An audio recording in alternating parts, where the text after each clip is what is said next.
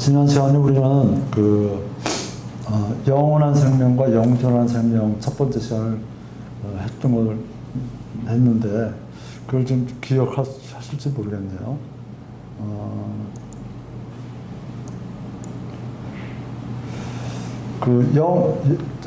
영원한 생명하고 영존하는 생명이 뭐라 그럴까요?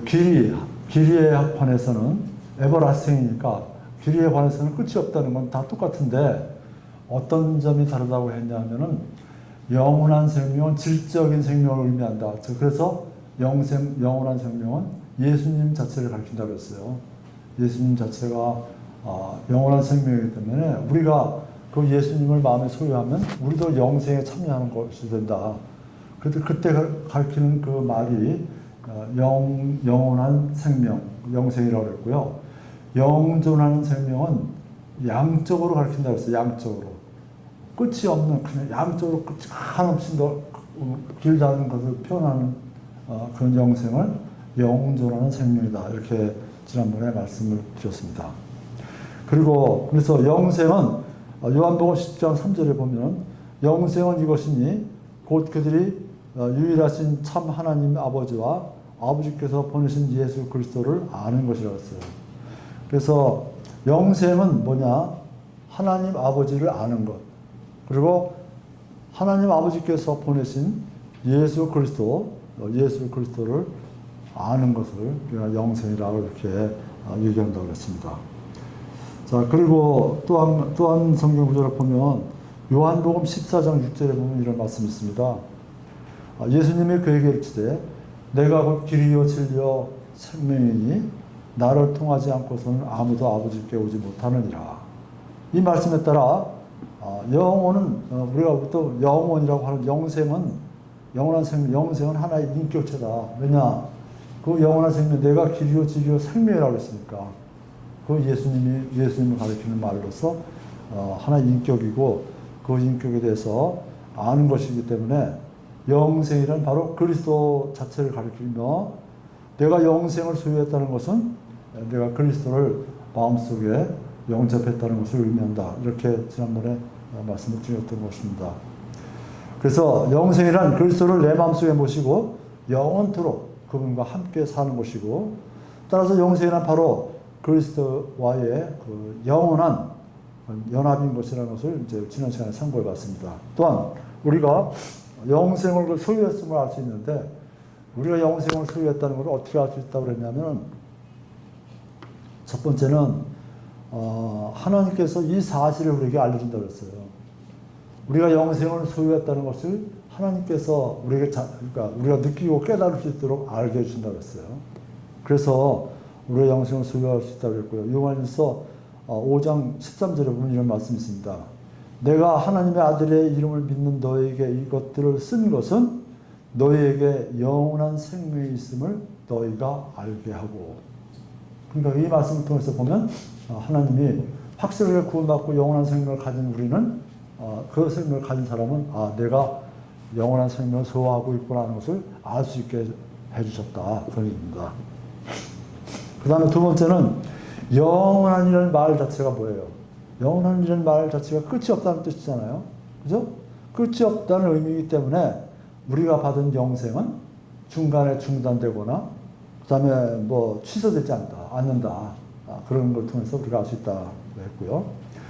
그 다음에 세 번째는 뭐냐면 구원받았다는 것은 말 자체가 말 그대로 내가 뭐라 할까요? 이미 이제 과거가 된 거잖아요. 구원을 받았다 그러면 받은 것이 과거잖아요. 그죠?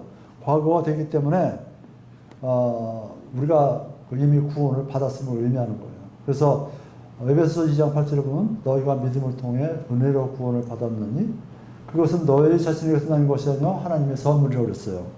그래서 과거이기 때문에 우리가 이미 받아놓은 것이기 때문에 앞으로 받을 것이 아니기 때문에 그 받아놓은 영생은 그래서 우리가 이제 그런 것을 이제 마음속에 소유하고 있다는 것을 알 수 있다 그랬어요. 자, 그 다음에 또 뭐가 있냐면 성령님께서 성도들의 구원에 대해서 구속의 날까지 보호해 주신다고 그랬어요. 구속의 날까지 성령님이 아주 보호해 주시고 지켜주시기 때문에, 보호해 주시기 때문에 우리는 우리의 우리가 영생을 소유하고 있다는 것을 우리가 알 수 있다고 그랬어요. 그 다음에 이제 마지막으로 다섯 번째 한 가지가 있었는데 뭐냐면 하나님의 성품이 우리의 영생을 보장해 주는 거예요. 하나님은 뭐 주었다 뺐다 하는 게 아니라 하나님이 어떤 걸 주었으면 줌으로 끝나는 거예요. 하나님 우리에게 영생을 선물로 주셨기 때문에 그건 취소가 될 수가 없는 거다. 왜? 하나님의 성품은 그렇게 줬다 뺐다 뭐 이렇게 했다 인간처럼 그렇게 변하는 조변스럽게 하는 것이 아니기 때문에 그 영생은 우리가 아주 영원한 생명을 소유할 수 있는 것이고 그것을 우리가 받았음을 우리가 알 수 있다. 이렇게 얘기했습니다. 민수기 23장 19절에 보면 이런 말씀이 있습니다. 하나님은 사람이 아니시니 거짓말하지 아니하시고 사람의 아들이 아니므로 뜻을 돌이키지 아니하시는도다. 이런 말씀이 있습니다. 그래서 하나님 우리에게 영생을 허락하시고 또 하나님이 그 뜻을 세워가지고 그 아들을 이 세상에 보내서 모든 사람의 죄를 대속해 주기 위해서 십자가에 달려 돌아가셨다. 그 사실을 하나님께서 계획하시고 추진하신 일이잖아요. 그게 취소가 되지 않는다.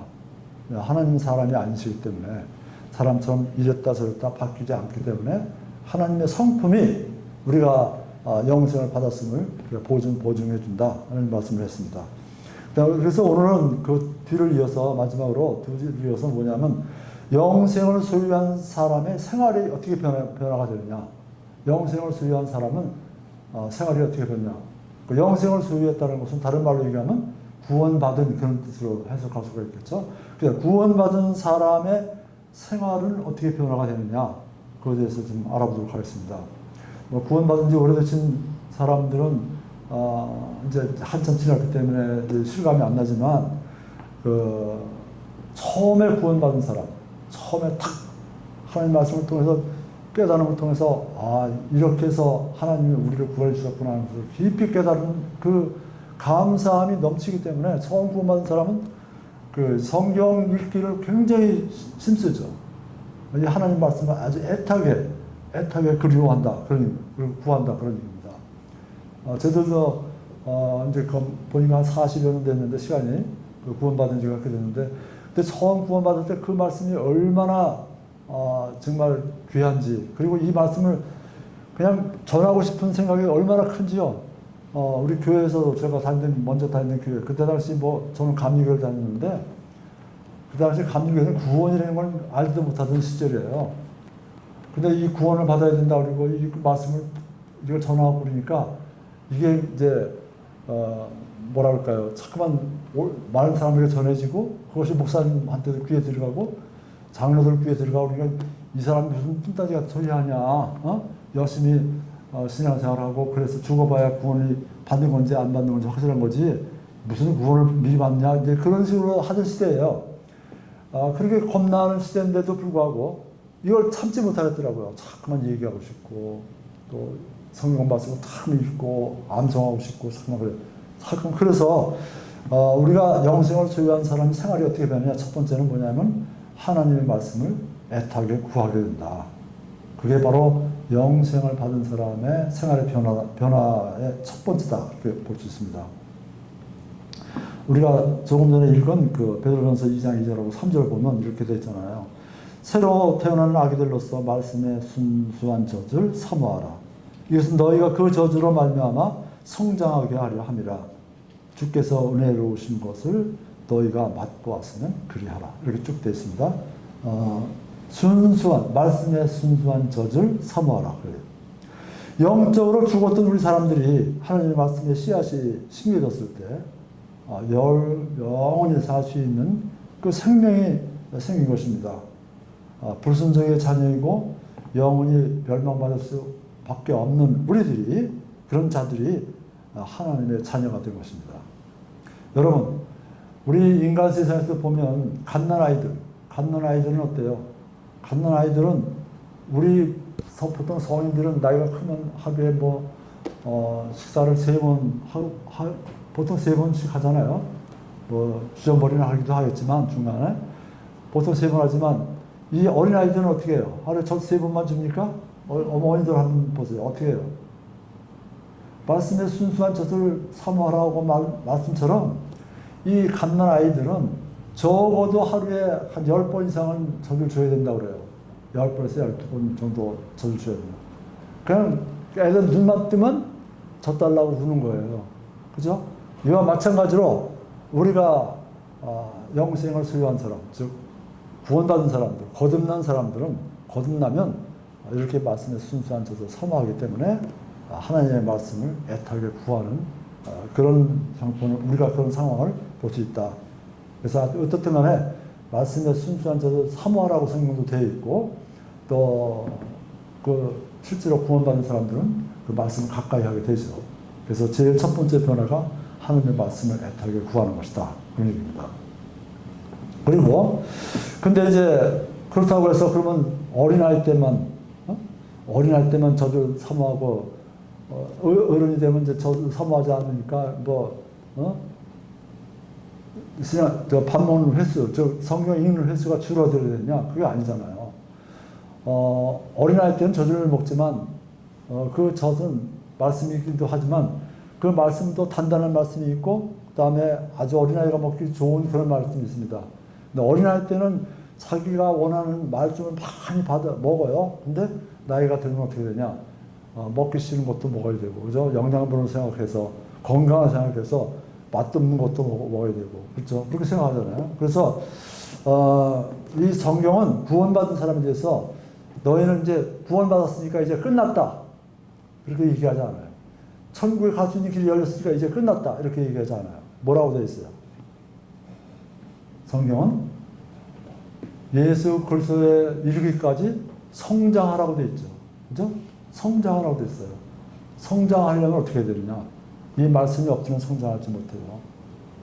이 말씀이 곧 예수님이니까 이 말씀을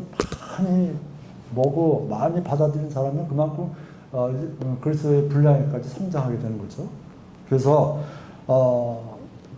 구원받은 사람들은 계속해서 말씀을 사모한다. 그런 얘기입니다. 그리고 성경은 또 뭐라고 되냐면 너희는 구원받은 뒤에 너희는 믿음의 경주를 하는 그런 신앙생활을 하라고 돼 있어요. 믿음의 경주를 하잖아요. 믿음의 경주는 뭐야?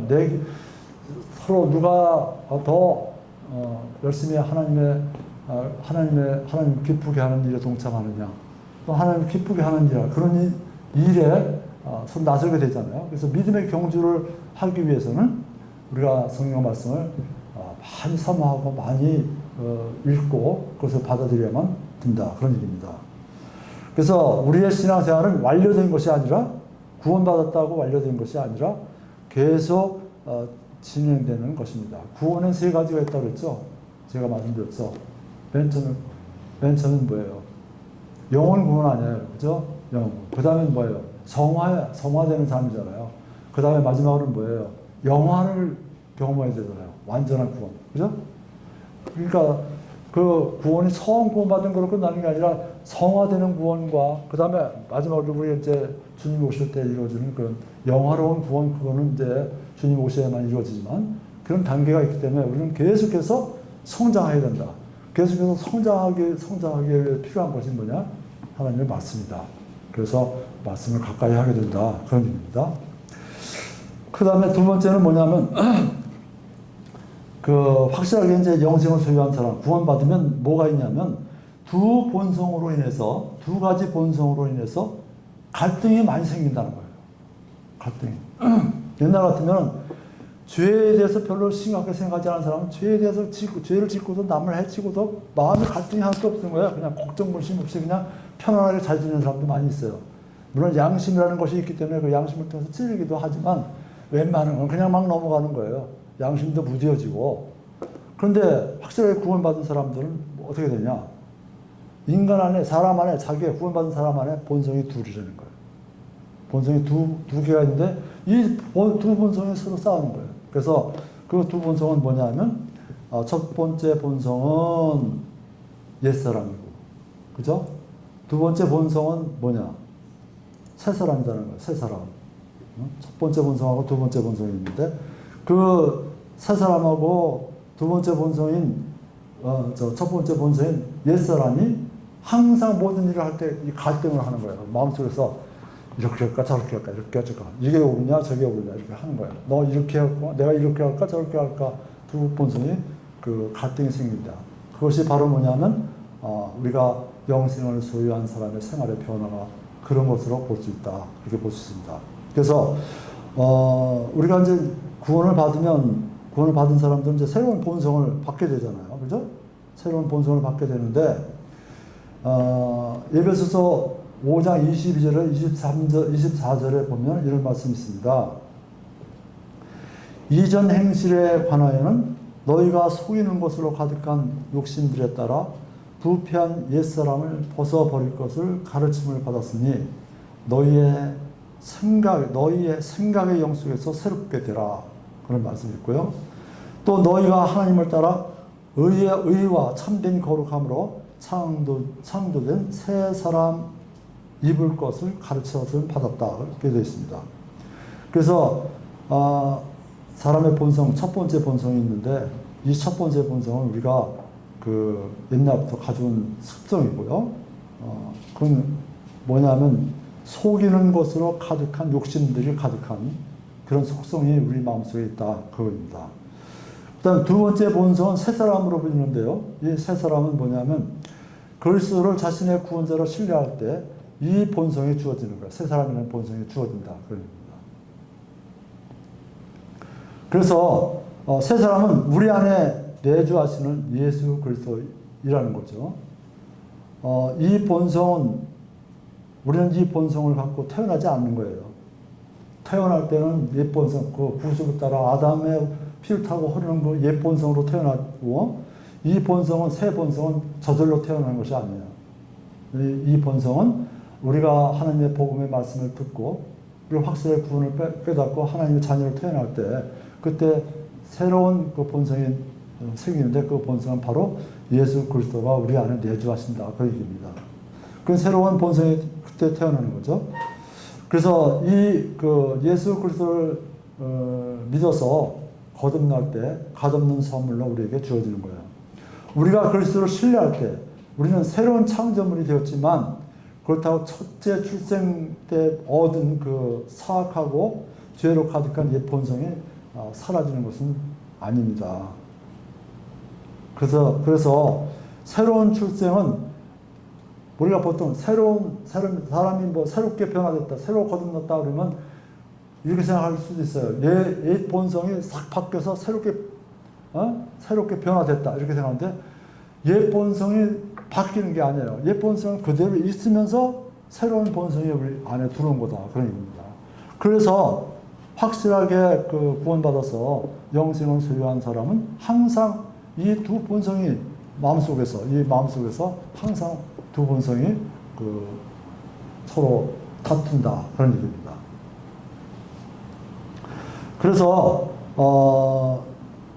그러면 우리는 그 영생을 소유한 사람, 이 사람의 삶에서는 언제나 이 두 본성이 항상 충돌해서 심한 갈등을 겪게 된다는 것을 우리가 좀 기억을 해주면 되겠습니다. 그 다음에 세 번째는 뭐냐면 확실하게 영생을 영생을 받고 새로운 영존한 생명을 받은 사람은 어떤 특징이 있냐면 죄에 대해서 매우 민감해진다는 거예요. 죄에 대해서 굉장히 민감해지고 그 다음에 구별된 삶을 살아가게 된다. 그렇게 볼 수 있습니다. 예수를 믿고 영생을 얻으면 이제 죄에 대해서 더 민감해져야 돼요. 민감해지죠, 당연히. 옛날에는 죄로 생각하지 않았는데 그게 그냥 죄를 지면 크게 마음속에 자극을 하죠. 그래서 우리는 이제 그런 삶을 이제 민감하게 느끼는 그런 삶을 살게 되는 것입니다.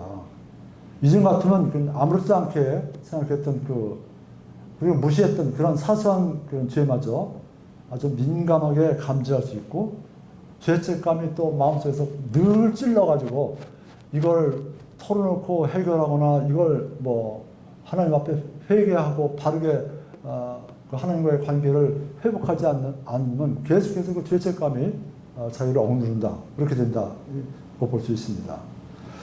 그 까닭은 사탄에게 잡혀있던 우리 마음에 성령이 와 계시기 때문입니다. 우리가 죄를 지을 때 이를 성령이 감지하고 성령이 우리 마음속에서 탄식하고 계시기 때문에 더 예민하게 되고 더 아픈 거예요, 마음이.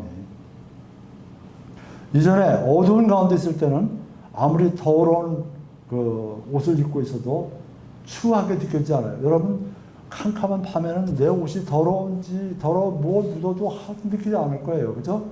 그러나 빛이 되신 그 예수 그리스도를 우리 마음속에 받아들여가지고 거듭나면은 이 양심이 굉장히 밝아지고 내 영이 깨끗해지기 때문에 더러운 게 묻으면 금방 내 눈에도 보이고 내 양심에서 그것을 항상 이렇게 체크할 수 있는 그런 상태가 된다. 그런 얘기입니다. 그래서 우리가 이제는 빛 가운데로 나왔기 때문에 아주 작은 그 얼룩 같은 그 죄, 아주 작은 사소한 죄라도 쉽게 눈에 띄고 더러워 보이게 되는 것입니다. 그래서 영생을 얻은 후라도 죄를 지으면 반드시 회개하고 주님께 안전하게 회개를 하고 이렇게 깨끗한 양심을 가져야만 우리가 하나님과 바른 교제를 할 수 있다. 그런 얘기입니다. 오늘날 주 예수 그리스도를 믿어서 구원받은 이후에 그 범하는 죄에 대해서 다음과 같은 견해들이 있습니다. 세 가지 견해가 있는데요. 이 견해를 한번 제가 소개해 줄 테니까 어떤 것이 맞는지 한번 여러분이 좀 판단해 보시기 바랍니다. 첫 번째 견해는 뭐냐면 예수 그리스도를 믿고 죄 사함을 받았지만 그 이후에 살아가면서 짓는 죄는 회개해서 용서받아야 하며 그렇게 하지 못하면 지옥에 간다는 견해가 있습니다. 그러니까 첫 번째는 뭐냐면 예수 그리스도를 믿고 죄 사함을 받아서 구원을 받았다고 한 사람이라도 그 이후에 살아가면서 짓는 죄에 대해서 회개해서 용서를 받아야 된다. 만약 그렇게 용서받지 못하면 그는 지옥에 가게 된다. 이런 견해가 있고요. 두 번째 견해는 뭐냐면 예수 그리스도를 믿고 단번에 영원한 속죄를 받았기 때문에 그 이후에는 어떤 죄를 지어도 하늘에 간다. 따라서 구원받은 이후에 지은 죄를 더 이상 회개할 필요도 없다. 이렇게 주장하는 견해가 있습니다. 그 다음에 세 번째는 뭐냐면 예수 그리스도를 믿고 구원받았지만 그 위에 죄를 지을 때마다 하나님과의 교제를 회복하기 위해서 회개하고 죄에 대한 용서를 구해야 한다. 이런 세 가지 견해가 있습니다. 그 세 가지 견해 중에서 어떤 것이 가장 바르게 성경적이라고 생각하십니까? 3번. 네, 한 번가 당연한 게 있죠. 세 번째인데 우리는 간혹 이 두 번째 견해를 많이 이렇게 하는 경우가 있어요. 지금까지도 그렇게 주장하는 사람들이 있어요. 참 위험한 생각이죠. 그래서 우리는 이게 세 번째 견해를 견지해야 되고 우리가 주님 앞에서 어떤 죄를 지었을 때는 그 죄에 대해서 하나님과의 교제를 회복하기 위해서 반드시 회개하고 죄에 대한 용서를 구해야만 된다. 그것은 지옥에 가지 않기 위한 것이 아니죠. 천국에 확실히 구원받았으면 구원의 영원한 안전 보장 때문에 우리는 천국에 갈 수 있긴 하지만은 그가 죄를 품고 그 죄를 짓고 그렇게 있는 동안에는 하나님과의 교제가 정상적인 교제가 이루어지지 않는다. 그렇게 정상적인 하나님과의 교제가 이루어지지 않고 신앙생활을 하다 보면 나중에 그리스도의 심판대 앞에 섰을 때 보상의 손실을 받게 된다. 그렇죠? 우리는 저는 그런 생각을 많이 해봅니다. 보상의 손실을 받는 그게 어떤 것인가 생각을 해봐요. 근데 성경은 그걸 굉장히 강조하고 있거든요. 구원을 어때 불 가운데서 얻는 것처럼 구원을 얻는다는 말도 있고요. 보상의 손실을 받을 때 주님 앞에서 보상의 손실이 너는 없다고 이렇게 판단을 받을 때 다른 사람들은 막 상 받기도 하고 그런데 나는 보상의 손실이 없다고 할 때 그때 느끼는 그 수치심이라든가 그런 것이 굉장히 클 거예요. 엄청나게 클 거예요. 주님이 보여주길지 하실지 모르겠지만 십자가에서 피를 툭툭 흘리면서 그 못에 박혀 죽은 모습은 내가 너를 위해서 이렇게 피 흘려 죽었는데 너는 그 살아있는 동안에 무엇을 하고 같이 왔느냐 라고 했을 때 그때 가서 얼마나 후회스러울까 그런 것을 지금도 많이 느낍니다. 그래서 여러분들 우리가 구원받은 것으로 만족하지 말고 그죠? 주님 앞에 섰을 때 그럴 때 심판대 앞에 섰을 때 내가 어떤 모습일까 이것을 늘 생각하는 그런 신앙생활 그것이 바로 아주 중요한 그 신앙생활의 포인트라고 생각을 합니다. 이건 상상을 초월하고 우리가 상상하는 것만큼 그렇게 간단한 게 아닐 거예요.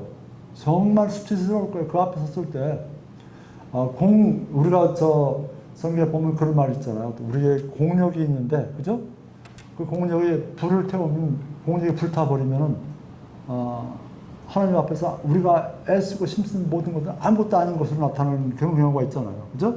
네, 그런 걸 생각해 보면 우리가 좀 더 신앙생활을 확실하게 해야 되고 우리가 하나님 말씀을 통해서 늘 하나님과의 교제를 통해서 기도를 통해서 확실하게 구원받는 그런 삶을 우리가 살아야 되지 않나 이런 생각을 해봅니다. 그 다음에 또 뭐냐면 그 다음에 이제 네 번째는 어떤 것이 나타날 수 있냐면 영생을 소유한 다른 형제들을 사랑하게 됩니다. 확실하게 구원받고 영생을 소유한 사람은 다른 영생을 소유한 사람을 사랑하게 된다. 그런 얘기입니다. 여러분들 가운데서 여러분들도 보면 형제 자매, 여러분 집에서 형제 자매를 사랑하잖아요. 한 피 바다 한 몸을 이룬 그 형제 자매들을 사랑하잖아요. 다른 사람도 훨씬 사랑하잖아요. 그죠? 물론 형제 간에 다투기도 하고 말다툼도 하고 질투도 하고 그렇긴 하지만 다른 사람에 비해서 훨씬 더 자기 형제를 핏줄을 이룬 형제를 사랑하죠. 그것처럼 우리들도 확실하게 구원받았으면 어떻게 되는 거예요?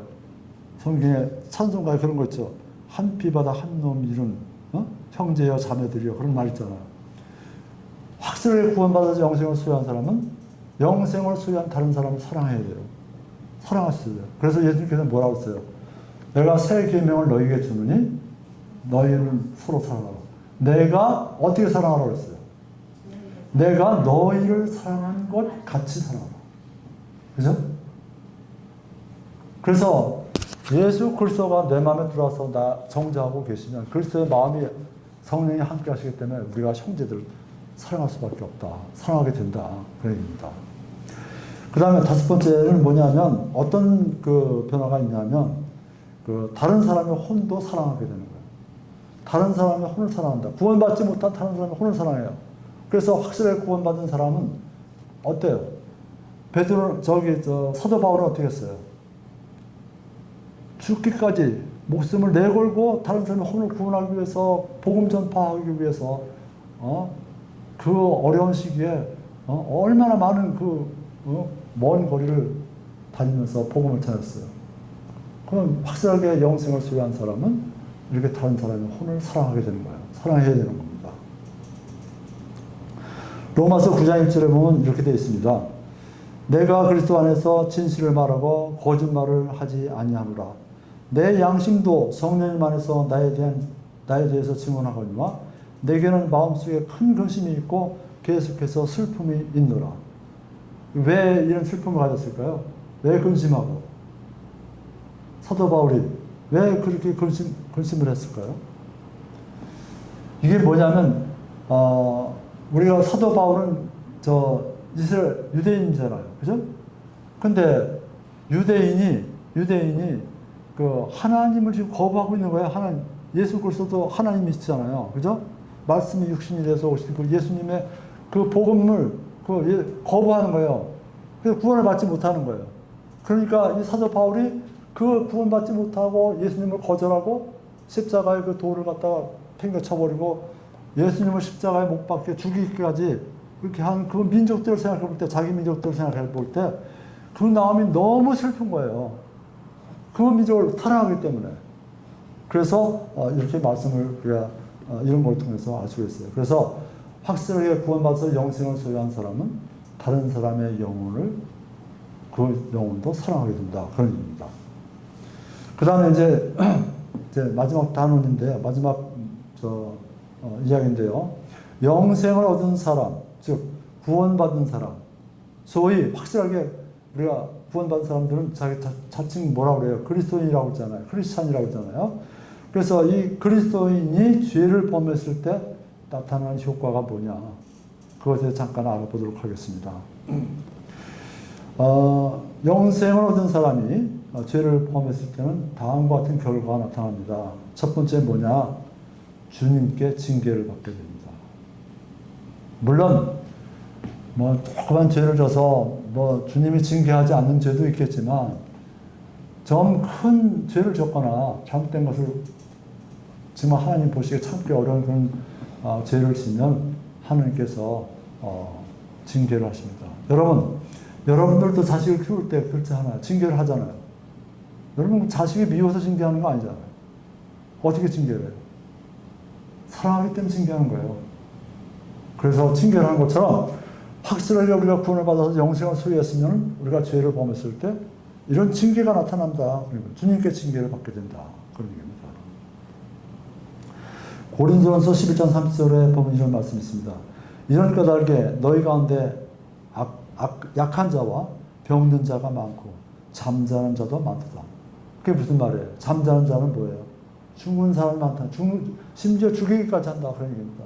너무 심각한 죄를 지고 정말 하나님의 빛을, 그리스도의 빛을, 예수 그리스도의 빛을 세상에 비춰야 되는데 이 빛을 어둡게 하고 가리는 그런 죄를 범하는 자는 하나님이 참다 못해서 그냥 육신을 죽여버린다.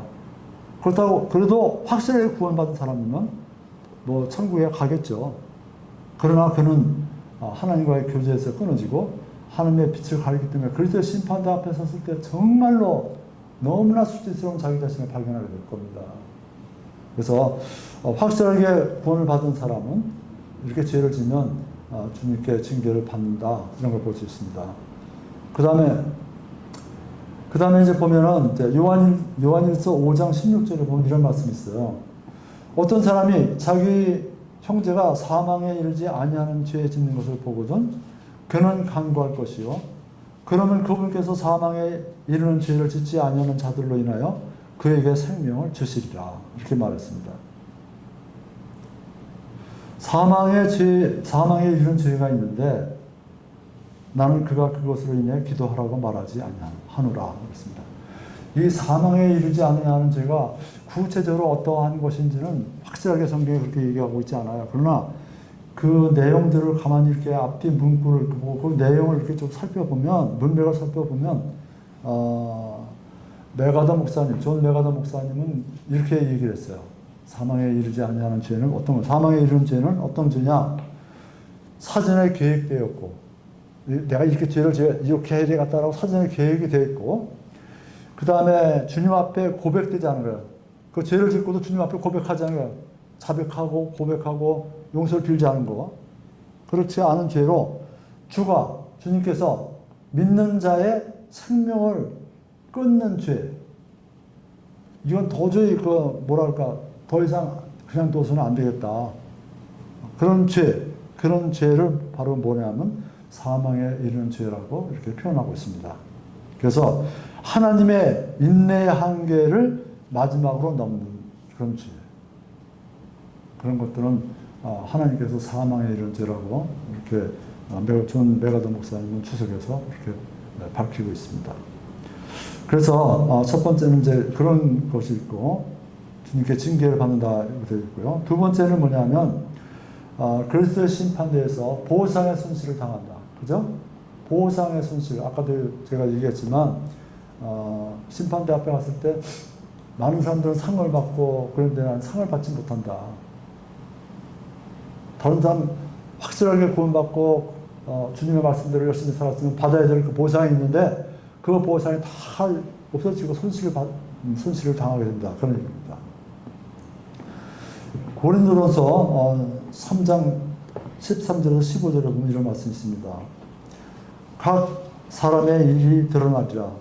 어디서 드러난다는 거예요? 그리스도의 심판대 앞에 섰을 때 그런 얘기죠.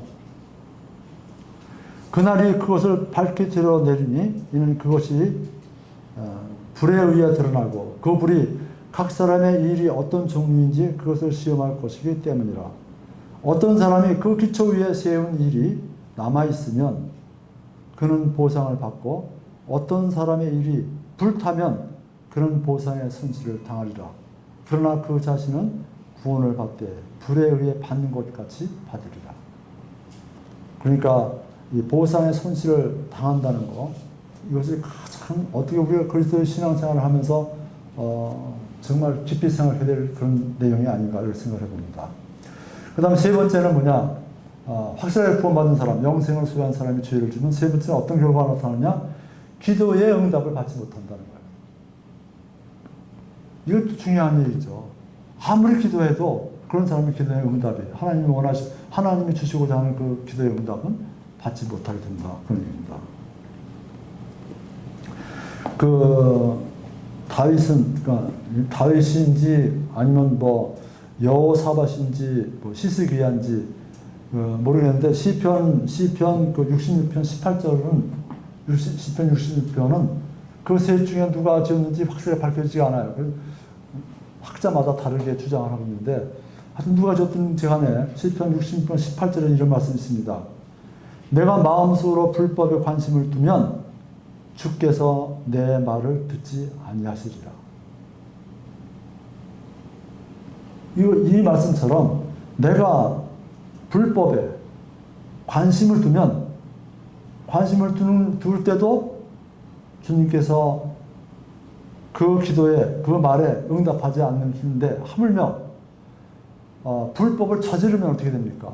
저지르고 회개하지 않으면 그리고 그것을 주님 앞에서 깨끗하게 씻지 않으면 그 사람의 기도는 아무것도 아니다. 울리는 꽹과리에 불과하다. 그런 얘기입니다. 그 다음에 네 번째는 뭐냐면 우리가 어떤 것을 알 수 있냐면 불영상의 사업에 방해가 되는 거예요. 그리스도인이라고 하면서 죄를 밥 먹듯이 짓고 다녀요. 그죠? 다른 사람이 손가락질을 당해요. 그러면 다른 그리스도를 믿지 않는 다른 사람들이 어때요? 너 예수 믿으라고 그러면 믿겠어요? 안 믿는다고요. 그래서 그런 사람들의 영혼을 구하는 구령사업에 방해를 받게 되는 거예요. 이 기독교인이 확실하게 영생을 소유한 사람이 죄를 지으면 그런 결과가 나타난다. 그런 얘기입니다. 베드로전서 2장 12절에 보면 이런 말씀이 있습니다. 이방인들 가운데서 너의 행실을 정직하게 하라. 이것은 그들이 너희더러 악을 행하는 자라고 비방하다가도 자기들이 바라볼 너희의 선한 행위들을 인해 돌아보시는 그날에 하나님께 영광을 돌리게 하려 함이라. 이런 말씀처럼 우리가 이방인들을 우리가 믿지 않는 많은 사람들에게 지금 우리가 믿지 않는 많은 사람들 우리는 보통 이방인이라고 얘기하잖아요. 그런 사람들에게 복음을 전해서 그 사람들의 영혼을 구원하기 위해서 복음을 전해야 되는데 우리가 그런 사람들을 생각해서 우리가 늘 행실을 깨끗하게 해야 되고 다른 사람의 몸이 되어야 되고 우리가 모든 일에서 더 열심을 내야 돼요. 더 열심히 해야 되는 거예요. 봉사하는 것도 더 열심히 해야 되고, 그죠?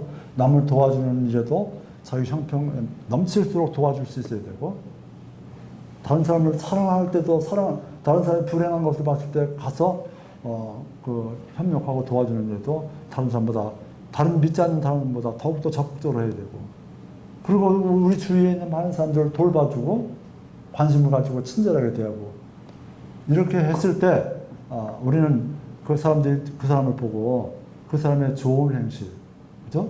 바른 행실을 보고 내가 하나님을 믿어야 되겠구나, 예수 그리스도를 믿어야 되겠구나 이런 마음이 든다. 그런 얘기입니다. 그래서 우리는 이와 같이 이런 구원받은 사람, 영생을 소유한 사람이 죄를 지었을 때 나타나는 이런 결과가 있기 때문에 우리는 더욱더 죄를 멀리해야 된다. 그런 말씀입니다. 오늘 우리는 영생을 소유한 구원받은 사람의 생활의 변화와 그 다음에 영생을 얻은 사람이 죄를 지었을 때 나타나는 결과에 대해서 지금 상고해 봤습니다. 스스로를 속량할 수 없는 그런 사탄의 종의 신분이었던 우리는 구원받기 전에는 사탄의 종이잖아요. 그죠? 사탄의 종이었던 그런 종의 신분이었던 우리들은 예수 그리스도의 대속 사역으로 말미암아 오직 믿음을 통해 하나님의 은혜로 값없이 의롭다 하심을 얻은 그런 사람들입니다. 내가 직접 죄값을 치른 것은 아니지만 믿음으로 영생을 얻은 우리는 내가 아니고 오직 나를 위해 죽었다가 다시 사신 예수 그리스도를 바라보고 그 예수 그리스도께 모든 생명의 주권을 드리고 새 생명의 삶을 살아야 합니다. 성경은 이 세상을 불의하다고 말하고 있습니다. 우리는 이 세상 속에서 살아가지만 이 세상에 동화되지 말고 그리고 구별된 삶을 살아야 되는 것입니다. 여러분, 제가 예를 하나 들어보겠습니다. 무슨 얘기냐면 바다에 사는 물고기가 종류가 굉장히 많이 있죠. 그죠? 바닷물이 어때요? 짜죠. 소금기가 굉장히 많아요. 그런데 바다 속에 사는 그 물고기 살은 어떨까요? 짜요, 안 짜요? 안 짜요. 우리가 잡아서 먹으면 짜지 않잖아요. 그 물고기가 바닷물 속에 살아도 그 짠 염분이 그 그 사람의 몸 속에 배어들지 않아요. 그죠? 그 물고기 속에. 우리는 세상을 따라서 살 수 있어요, 없어요? 우리가 지금 우리 생명은 세상을 따라 살 수 없잖아요. 그죠? 세상 속에서 살아가요. 세상 속에서 살아가지만 그 세상에 물들지 않아요. 아까 바닷물고기가 바닷속에 살지만 그 짠물이 염도가 그 몸속에 들어가지 않는 것처럼 우리 몸 안에 우리 몸이 그렇게 죄에 물들지 않게 그런 신앙생활을 해야 되리라고 생각을 합니다. 영생을 소유한 우리가 죄를 범하면 어떤 결과가 오는지를 또 살펴봤잖아요. 그죠? 죄를 범하면 징계를 받게 되고 하늘나라에 임할 때 보호상의 손실을 받게 되고 그리고 기도의 응답을 받을 수 없게 되며 마지막으로 뭘 이루겠냐면 죄 짓는 우리들의 모습을 통해서 다른 사람들의 구령 사업이 방해를 받게 된다. 그런 얘기를 했습니다. 아무쪼록 저와 여러분 모두가 확실하게 구원받아서 영혼을 소유한 그런 영원한 생명, 그 다음에 영존한 생명, 그것을 소유한 사람으로서 우리가 열심히 신앙생활을 하고 오늘의 그 성경의 말씀을 통해서 명심하고 그리스도의 장성한 분량에 이르기까지 성장해서 그리스도의 심판대 앞에 섰을 때 보상의 손실을 당하지 않고 그 다음에 주님으로부터 잘했다 칭찬받는 그런 그리스도인이 되기를 주님의 이름으로 축원합니다. 아멘. 다 같이